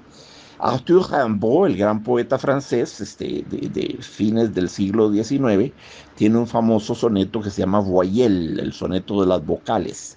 En ese soneto él hace un ejercicio sinestésico, le pone color a las vocales. ¿Han jugado ustedes eso alguna vez? Todos hemos jugado a la sinestesia. Cuando yo digo, si Adrianita fuera una fruta, ¿qué sería? Si Adrianita fuera un color, ¿cuál sería? Si Adrianita fuera una música, ¿qué melodía sería? Si Adrianita fuera una heroína literaria, ¿cuál sería? Si Adrianita fuese un sabor, ¿cuál sería? Si Adrianita fuera un sonido, ¿cuál sería? Si Adrianita fuera una textura, ¿cuál sería? Uno de chiquillo jugaba eso, cuando los chiquillos jugaban. Ahora lo que hacen es apretar botones de PlayStation y estupidizarse en la repetición mecánica ciega, ¿verdad? Sin socializar, sin hacer ejercicio, comiendo mal, siendo obesos y de acuerdo, idiotizándose con ese tipo de juegos. Pero uno usaba ese juego, era muy divertido, las sinestesias. Si Jack fuera una fruta, ¿cuál sería? Si Jack fuera una piedra, ¿cuál sería? Si Jack fuera una pieza musical, ¿cuál sería? Bueno, todas esas son sinestesias. Entonces, de nuevo, es usar un sentido para calificar una sensación que nos la provee otro sentido. Cuando ella dice, cuando ella dice que fue un ruido blanco, el disparo fue como un ruido blanco. Caramba, un ruido blanco, un ruido. ¿Cómo podría ser un ruido blanco? Un ruido puede ser estrepitoso, puede ser chillón, puede ser detonante, puede ser explosivo, pero un ruido blanco. Y sin embargo está muy bien elegido, porque la blancura, una vez más, la blancura en este cuento es un leitmotiv de la muerte. Insisto, por eso la neblina y por eso la bruma y por eso todo esto que venimos mencionando. El ruido blanco, ¿verdad? El leitmotiv de la muerte. Eh, Rimbaud tiene un famoso soneto que se llama Soneto de las Vocales, en las cuales le pone a las vocales colores. A ver si ustedes están de acuerdo, a ver si ustedes coinciden con Rimbaud. ¿Qué color le pondrían ustedes a la A? Piénselo. ¿Qué color le pondrían ustedes a la A si tuvieran que asociarle un color? Bueno, Rimbaud le asocia el negro. La A es negra para él. ¿Qué color le asignarían a la E? Tómense su tiempo. Bueno, la E, según Rimbaud, es blanca. ¿Qué color le asignarían a la I? Y ahí todo el mundo se va por el amarillo, porque el amarillo tiene una I, amarillo, una I acentuada, I, amarillo, amarillo. Entonces la ortografía nos juega un truco, ¿verdad? I, amarillo. Pues no, Rimbaud dice que la I es roja. Y en efecto, ígneo, lo rojo, la I es un color como muy incandescente. ¿Qué color tendría la U, según Rimbaud, y para ustedes? ¿Qué color tendría la U? Pues fíjense que la U, según Rimbaud, es verde. Verde es la U. ¿Qué color tendría la O, según Rimbaud, para seguir jugando de sinestesias? La O, dice Rimbaud, es azul. Es un color, del color de los sueños, el más bello de los colores, el azul. Entonces, bueno, Adrianita propone aquí, donde dice un ruido blanco. Un ruido no puede ser propiamente dicho blanco, o quizás sí, mediante el fenómeno de la sinestesia. Repito, la sinestesia es poner juntos dos sensaciones que provienen de sentidos diferentes. Cuando yo digo, ay, qué persona más dulce, eso es una sinestesia, porque dulce pertenece al sentido gustativo. Ay, qué persona más amarga. Eso es una sinestesia por la misma razón. Ay, qué carácter más ácido de persona. Eso es una sinestesia. Todas esas son sinestesias, ¿verdad? Muy interesante saberlo porque es un recurso utilizadísimo en la poesía de todos los tiempos. Entonces, te miento si digo que duele. Bueno, pero ¿qué pasó? ¿Qué pasó? No sabemos qué fue lo que pasó, ¿verdad? Porque lo último que sabíamos era que no pensé que la amenaza vendría de mi equipo, dice el protagonista. Y de pronto, te miento si digo que duele. Fue solo un ruido blanco.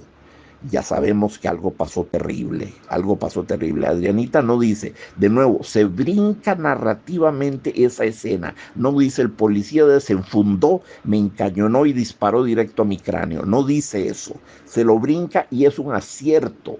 Es un acierto que se lo brinque.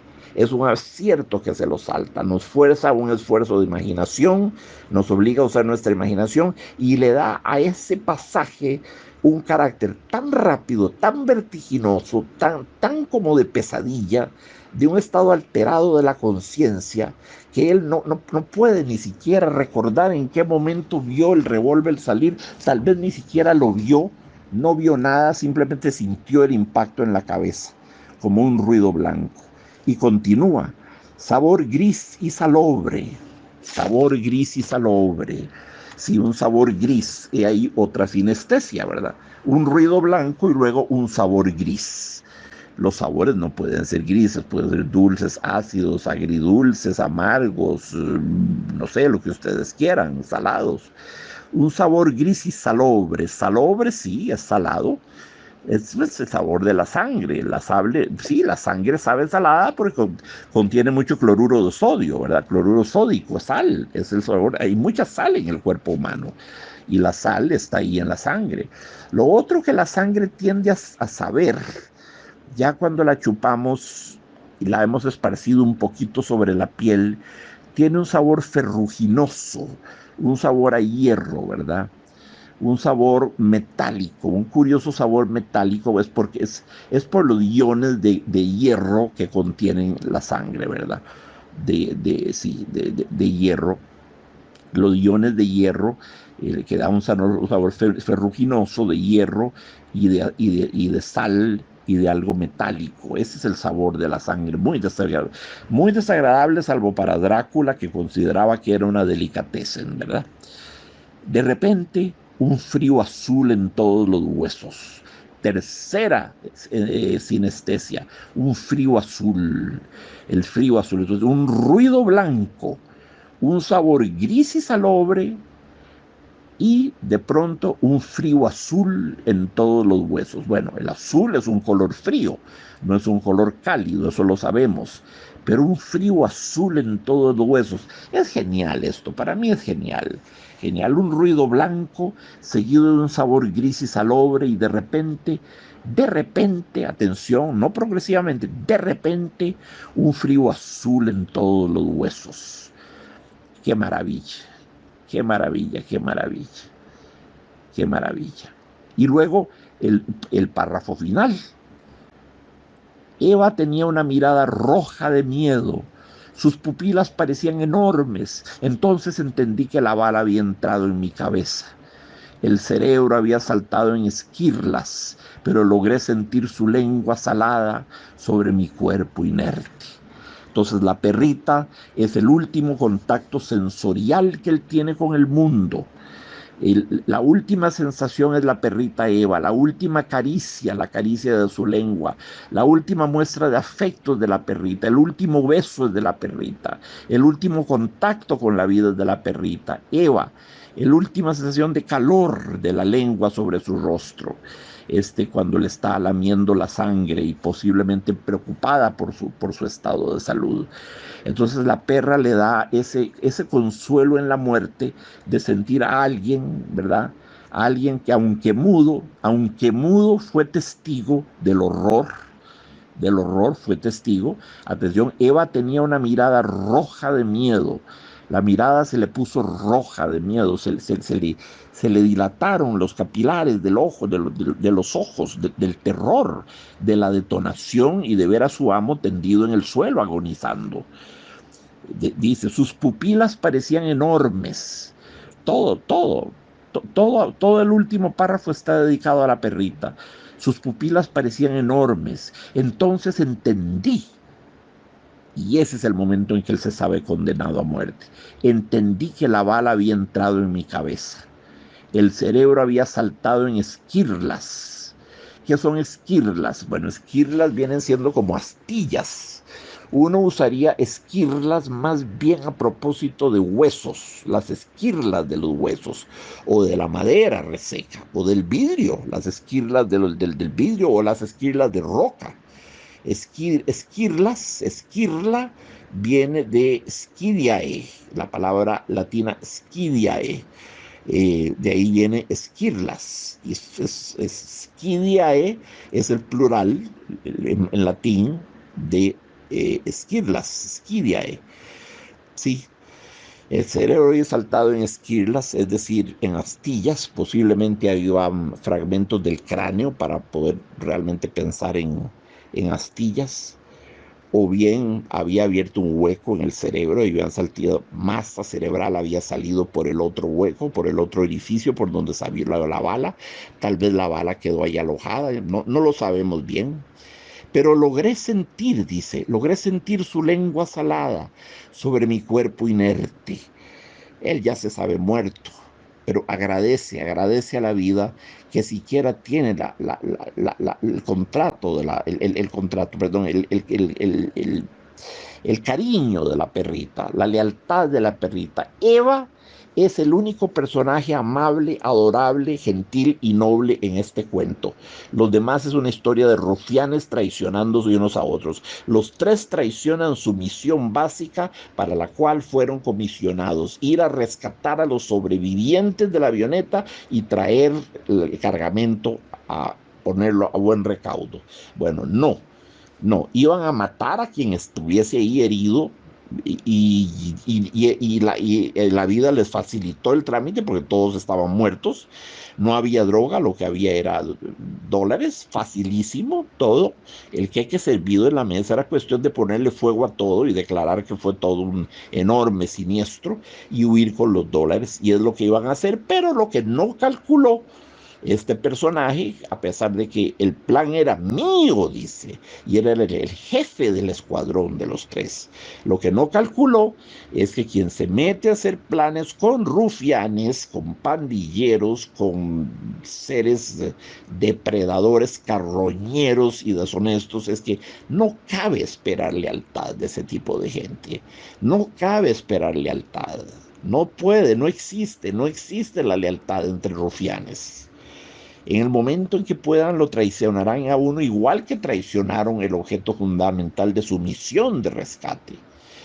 Entonces el cerebro saltó en esquirlas y luego, lo cual es una imagen terrible, el cerebro reventando, estallando, saltando en pedazos, ¿verdad? Pero lo más divertido es, vuelvo al punto, después de que Adrianita nos dice, entonces no pensé que la amenaza vendría de mi equipo. Y de pronto, te miento si digo que duele. Ahí hay un hiato, hay un agujero negro narrativo, hay una elisión, hay una edición. Ella da la impresión de que quitó un párrafo entero, ¿verdad? Un tijeretazo. Omitió todo eso y de pronto interpelándonos el protagonista ya moribundo. Te miento si digo que duele. Es genial, el procedimiento es genial, el proceso es genial. Esa elisión, ese brinco, ese agujero negro es una pincelada de genio, de una narradora realmente de genio, de genio. Por supuesto que sí, por supuesto, ¿cómo no? Queda nada más una cosa por resolver. Queda un problemita para Adriana. Queda un problemita que no es solo de Adriana, es de un montón de escritores y de un montón de películas y de un montón de obras de teatro. Y es este problema lógico. ¿Quién escribe el cuento puesto que el narrador en primera persona muere? Entonces, ¿quién es ese yo que escribe el cuento? Toda vez que ese yo muere. Y no me van a decir que agonizando cogió una hoja de papel en carrera y lo escribió. Y lo encontrará. Eso no funciona así. Evidentemente no. Eso es absurdo y ridículo. No. ¿Quién escribió el cuento en primera persona y habla de sentí que ver un ruido blanco y sentí un frío azul en los huesos y la perrita que me vino a lamer el rostro y el sabor salado y ferruginoso y de la sangre? ¿Quién narra todo eso? Puesto que el narrador se está muriendo y va a estar muerto en medio minuto. Entonces, ¿quién narra? ¿Quién narra? Uno de los policías no, porque el policía no puede saber que lo que se sintió el balazo en el cerebro y las esquirlas, ni tendría ningún interés en delatarse con un compte rendu, con un pormenor de la historia. ¿Quién cuenta? Adrianita. Bueno, pero es que sí, claro, la autora siempre cuenta. Eso lo tenemos asumido, pero ella en el cuento le cedió la palabra al personaje omnisciente, al narrador omnisciente, que es el jefe de la banda, que muere. Ella le cedió la palabra, entonces no se la puede quitar al final. Y él termina hablando en yo, ¿verdad? El cerebro había saltado esquilas, pero yo logré sentir su lengua salada sobre mi cuerpo inerte. Bueno, ¿quién narra puesto que murió el yo? Puesto que murió el narrador, ¿quién narra? Esto, esto no es un error narrativo, amigos, no es un error narrativo. Esto es un recurso literario, es lo que se llama la perspectiva del muerto. Narrar desde la perspectiva del muerto. Les voy a dar un ejemplo, varios ejemplos. Esto sucede cuando tenemos un narrador, lo que se llama homodiegético, ¿verdad? O autodiegético, es decir, que se narra a sí mismo, que narra su propia historia, que va hablando en primera persona de su propia historia. Si fuera otro de afuera no habría problema, pero es él el que está narrando su propia historia y tiene que narrar su muerte. ¿Y cómo va a narrar su muerte si se muere? les decía, queridos amigos, que cómo va a narrar su muerte si se muere. Ese es el problema que tenemos, que tienen los narradores homodiegéticos o autodiegéticos, ¿verdad? Que cuentan su propia historia. Bueno, es una especie de narración post-mortem, me dirán ustedes. Les doy un ejemplo. La película Sunset Boulevard, la maravillosa película con Gloria Swanson y William Holden. Al final, Gloria Swanson, en un ataque de furia, le pega 3 balazos por la espalda a William Holden, que cae en la piscina, se ahoga y se desangra en la piscina. Y flotando en la piscina, ya muerto, ahogado y soltando sangre por todas partes, mientras viene a la policía, sigue narrando. Sigue diciendo, jamás pensé que esto me pudiera suceder, no lo vi venir, me tomó totalmente por imprevisto, esta mujer era más demente, más loca de lo que yo había creído, debía haber huido de aquella casa mientras lo pude, no sé cómo suceden estas cosas del destino, en fin, sigue reflexionando, sigue hablando, es una voz en off, lo que se llama una voz en off, una voz fuera de cámaras, porque él está muerto, ahogado a todas luces, entonces una voz fuera de cámaras, es la de él, hablando de él, claro, es él, pero hablando desde la muerte, lo cual sabemos que es imposible. Otro caso, tal vez les suene más conocido, aquella magnífica película estadounidense que se llamaba American Beauty, que tenía a Kevin Spacey, a Annette Bening, el viejo vecino, que era un viejo intolerante, feroz, que trataba horrorosamente a su hijo y temía que fuese homosexual, y total que a fin de cuentas el que era homosexual era él, y la chiquilla muy joven que trata de seducir a Kevin Spacey, y Annette Bening que se hace de un amante, y todo tipo de cosas. Bueno, al final de esa película, Kevin Spacey muere, le meten un balazo por la espalda.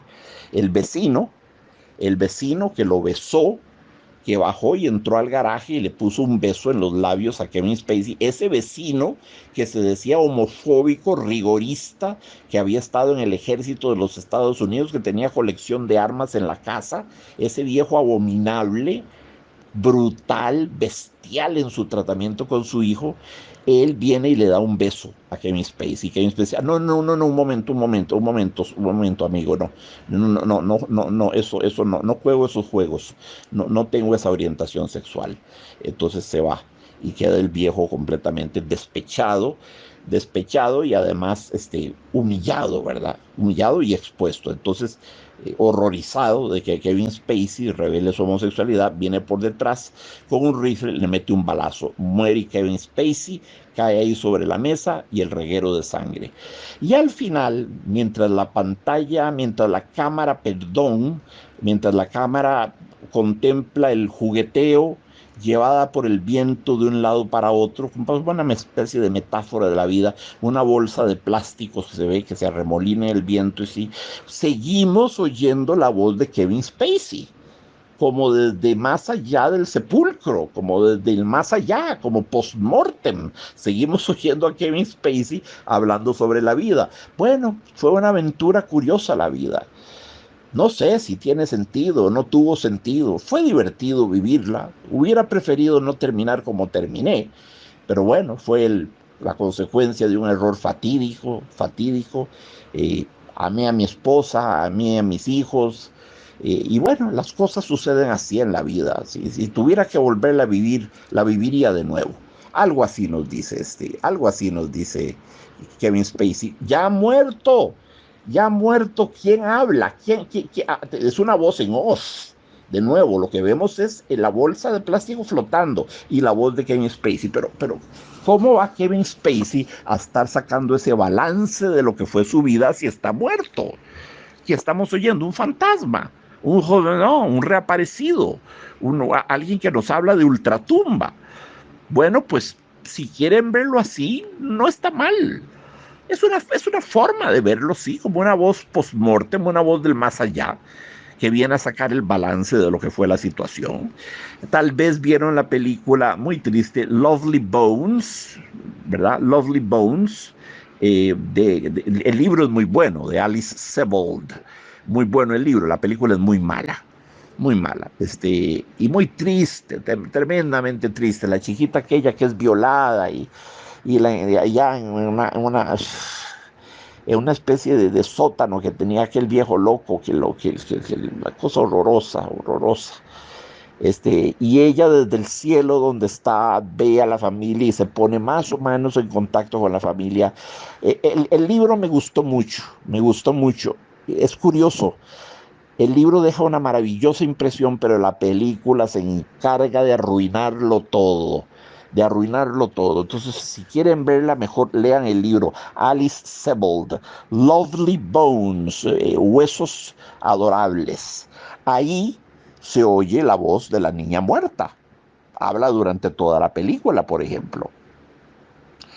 Eh, Otra película, Getting Rid of Mr. Kitchen.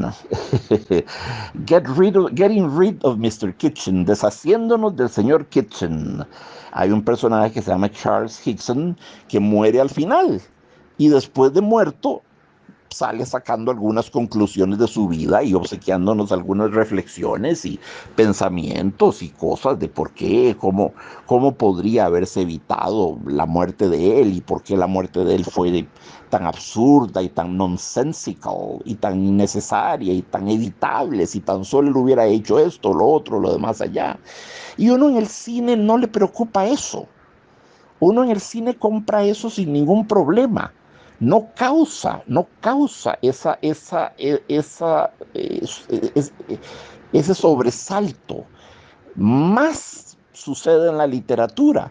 La literatura se defiende menos bien que el cine, porque el cine a punta de música y de flashbacks y de analepsis y de imágenes superpuestas nos crea ahí la impresión de una especie de universo limítrofe entre la muerte y la vida, donde el que acaba de morir todavía está hablando, una parte de él que todavía está en el mundo sigue hablando, un pedacito de conciencia flotando no sé dónde sigue hablando. Entonces, por medios visuales, el cine disimula ese, ese, ese, esa absurdidad de que un muerto siga hablando.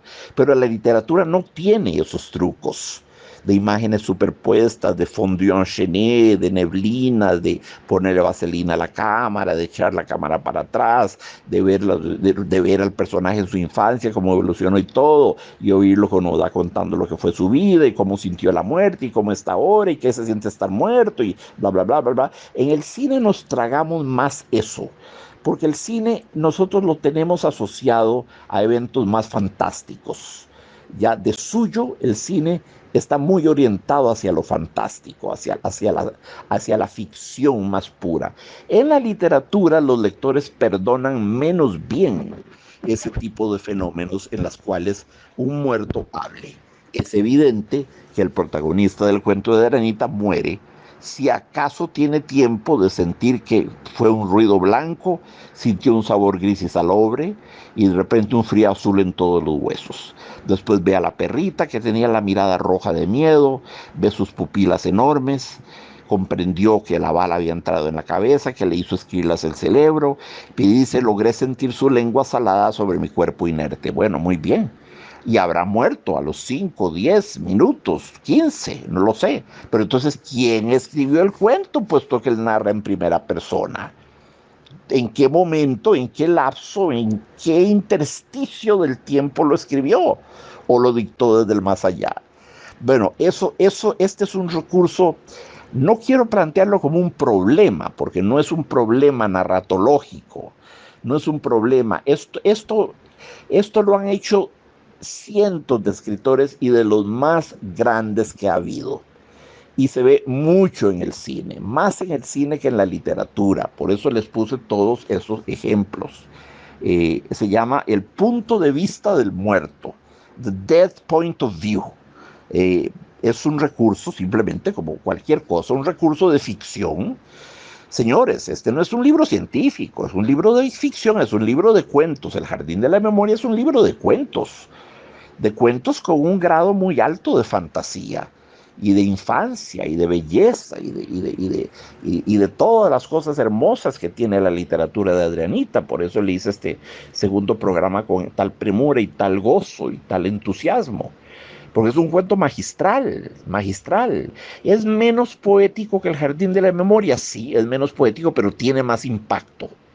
Tiene más impacto. Tiene lo que Cortázar llamaba knockout.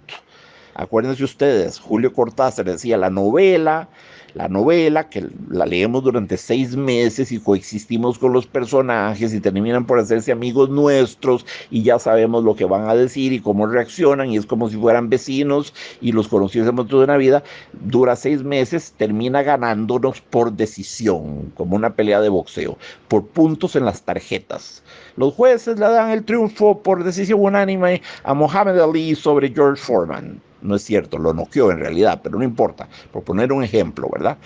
Por puntos. Pero decía Cortázar, el cuento, en cambio, tiene que ganarle al lector por knockout.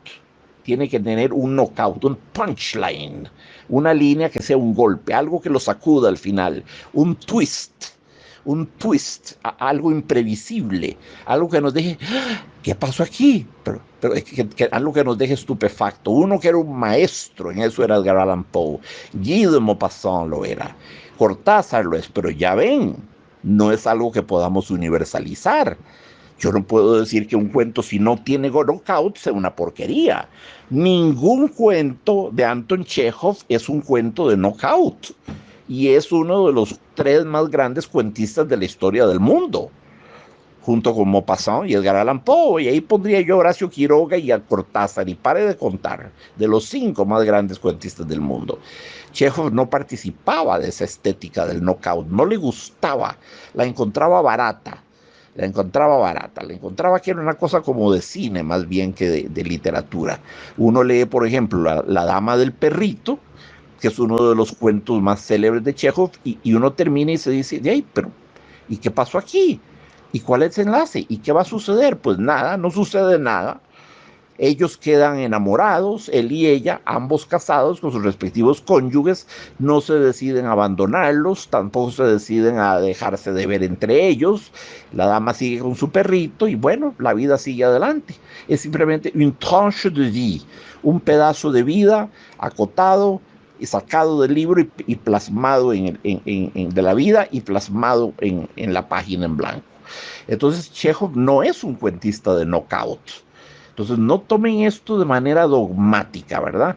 Que todo cuento tiene que tener knockout y el que no lo tiene es un mal cuento. No, no, no, no, no es así, lejos de ello. Lejos de ello, El Jardín de la Memoria no tenía particularmente un knockout. Tenía un final muy bello, que es otra cosa, muy lírico, muy ensoñado, pero no era un cuento de knockout. Este sí es un cuento de knockout. Lo que es más, ya comienza con una tirada a la lona, que es el título, la última vez. Ya con eso, ¡pum!, tome, a la lona con 2 segundos de estar en el cuadrilátero, ¿verdad? Luego se repone el boxeador y aguanta y unas cuantas páginas finales hasta que lo tiran, ya lo tumban definitivamente con ese balazo, el ruido blanco, qué impresionante es el ruido blanco y el frío azul por todos los tuétanos de los huesos. Qué prosa más potente, qué catarata de sinestesias. Pucha, esto es prosa de una gran poeta. Esto es gran prosa, esto es bello en todos los niveles, sonoro, semántico, narrativo, eh, textural, colorista, en todos los sentidos es bello. Y claro, no esperábamos el final, no esperábamos, ni por un momento esperábamos que uno de los compañeros del jefe de los rufianes fuese a matar. Y de los dos que quedan para hacerse del botín, no les quepa duda. Uno va a matar al otro en algún otro momento desde la salida de ese bosque. Uno va a matar al otro para quedarse con la totalidad del botín. Ni les quepa la menor duda. Pues estamos hablando de pirañas, de animales voraces, sin escrúpulos, sin remordimientos, sin principios, sin etos, sin ética, sin nada. Son unos ladrones, son unos scavengers, unos saqueadores de tumbas, ¿verdad? Saquean las tumbas y le quitan a los cadáveres los dientes de oro, los dientes de plata, una parte de oro que les habían puesto aquí, una pulsera, un anillo, lo que sea que tuvieran, y siguen, si dejan la tumba abierta y siguen. Esos son ellos. Esa avioneta es una tumba, está metida dentro de un féretro. La forma, la morfología de la montaña, la topografía del paisaje es una tumba de facto. La neblina es un sudario de facto. Eso lo sentimos desde muy temprano. A mí, Adrianita, sí me noqueó, pero ya sabía que estaba peleando yo con Mohamed Ali. Es decir, no me sorprendió que me noqueara. Sí me noqueó, pero no me sorprendió que me noqueara. Sé que ella puede noquearlo a uno en cualquier momento. Entonces, cuando caí al suelo y vi un ruido blanco y sentí un sabor salobre y ferruginoso de sangre, no me sorprendió en lo absoluto. Sí, ese balazo es como el golpe que nos inflige a nosotros los lectores, ¿verdad? Es igual, es igual. Entonces no se preocupen, amigos, no le den vueltas al asunto de que cómo es posible que el muerto hable. Ese es un dilema, llamémoslo así, un dilema narratológico con el que han tenido que enfrentarse montones de grandes escritores. Y se ve en montones de películas. Ya les cité cuatro películas donde eso sucede de manera muy notoria, ¿verdad? Entonces no es un defecto del cuento, no es un error, no es un cul-de-sac, un callejón sin salida en el que Adrianita se encontró. No, es un recurso literario válido, que se llama el punto del muerto. The Dead Point of View, el punto de vista del muerto. Hablar desde el punto de vista del muerto se vale en una novela de ficción, en un cuento de ficción como es este. Ya les mencioné, sucede en Sunset Boulevard de Billy Wilder, gran película, Gloria Swanson y William Holden. Sucede en American Beauty, gran película con Kevin Spacey y Annette Bening. En Lovely Bones, maravillosa novela de Alice Sebold, horrible película. En Getting Rid of Mr. Kitchen, muy simpática película. Eh, y, y en muchas otras historias literarias que no voy a ponerme ahora a enumerar. Entonces, tómenlo así. Es un recurso retórico, es una técnica narrativa. No hay otra forma, no hay otra forma. Adrianita necesitaba que el cuento fuera narrado en primera persona porque eso le daba una potencia y una intensidad mayor, y una autoridad mayor. Necesitaba eso. Bueno, magnífico. Pero resulta que al final esa primera persona es asesinada y asistimos a sus últimas visiones y sus últimas sensaciones antes de extinguirse para siempre. Entonces, ¿quién cuenta el cuento? No nos importa. Suspension of disbelief es algo que no debemos preguntarnos. Soy yo el necio que estoy insistiendo en eso. Pero lo quiero hacer, amigos, porque es inevitable que en el futuro se topen ustedes con muchas obras literarias, novelas, cuentos sobre todo, o incluso poemas, y sobre todo películas en que van a encontrar eso. The point of view of the dead, el punto de vista del muerto. Se vale, es lícito, lo han hecho todos los grandes autores, no es un error narratológico, es un recurso narratológico empleado porque no hay más remedio por muchos grandes escritores.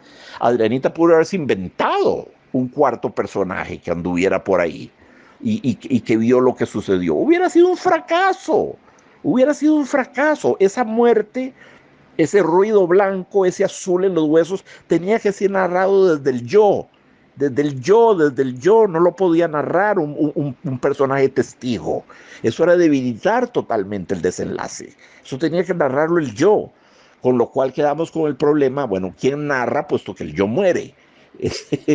Pero ya entonces saben, esto es una convención literaria, simplemente cuando se hace este tipo de situaciones, se asume lo que se llama el point of view of the dead, o the dead's point of view, el punto de vista del muerto.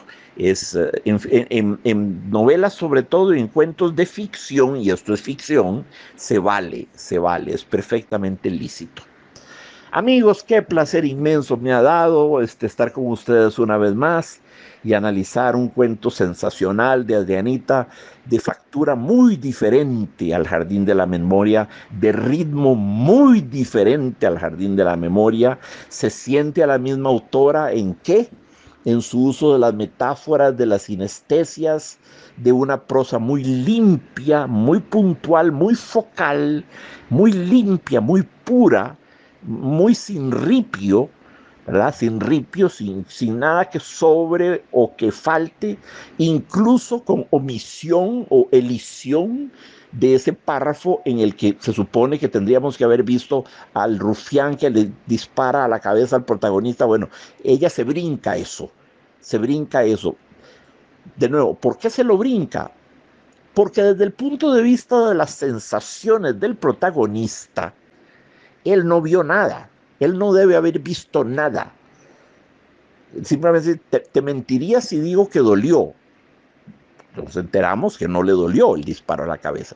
Simplemente sentí las esquirlas dando vuelta en mi cerebro. Eh, eh, sí, él no vio cuando eso sucedió. Si lo hubiera visto, se esconde, se capea el tiro, sale corriendo, se tira por un precipicio, lo que sea. Y no podía hacer nada de eso. Entonces Adrianita escogió acertadísima decisión, acertadísima, omitir esa parte de la narración y brincamos el agujero negro y caemos de una vez ya con el protagonista herido de muerte tirado en el suelo con el cerebro hecho trizas. Ese rasgo quiero subrayárselos, amigos, para que lo disfruten, para que vean de cuántos recursos interesantes puede valerse un buen narrador, incluso de una elisión, de un hiato, de un brinco, de un agujero negro. No quiero contar esta parte, salto de una vez ya a la experiencia, a la sensación del protagonista herido de muerte. Muy eficaz, muy certero, muy acertada la decisión de Adrianita. No puedo menos que aplaudirla. Entonces, bueno, ahí seguiremos hablando de ella más adelante. Yo les dejo por lo pronto con un fuerte abrazo y la gratitud de siempre, queridos amigos, que es enorme, es indecible. Ustedes saben que estos cuentitos son mi manera, mi torpe y elemental manera de decirles cuánto los quiero. Porque si no los quisiera, no haría esto. Este es un esfuerzo considerable.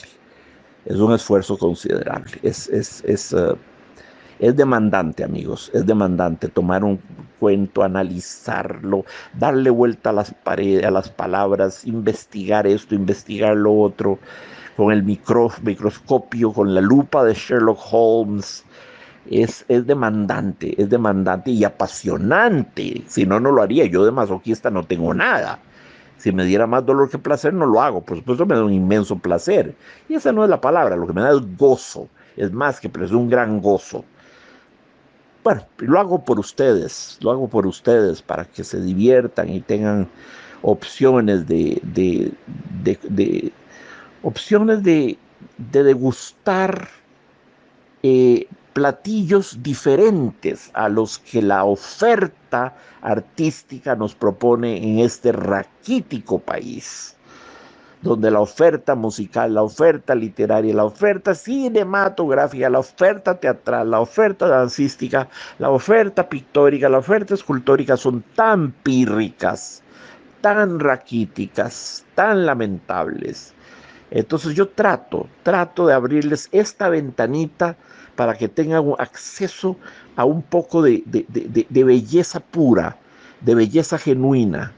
Este, todos estos programas yo los hago ad honorem. A mí no me pagan un céntimo por esto. Es un trabajo que yo he hecho ad honorem. Ya tenemos que ir llegando a los 100 cuentos. Algunos con análisis de más de 3 horas y de cosas descomunales, ¿verdad? Eh, repito, no es un trabajo remunerado, no me interesa, no me interesa, yo no hago esto por hacer dinero, lo hago porque es mi deber. Como artista que soy, es mi deber proclamar lo que es bello, es mi deber divulgar lo bello. Yo soy un evangelista de la belleza. Yo les traigo a ustedes la buena nueva de algo bello. Les digo, señores, hoy les traigo esto, es muy bello. Tal vez a ustedes les parezca menos bello que a mí, no importa. Eso es parte de la variedad humana y de la variopinta gama, de las sensibilidades artísticas que hay. Este cuento sí me parece que tiene grandes méritos, por eso se los quise comentar. Y les mando un abrazo inmenso y de nuevo lleno de gratitud, amigos. Nos volvemos a ver muy pronto.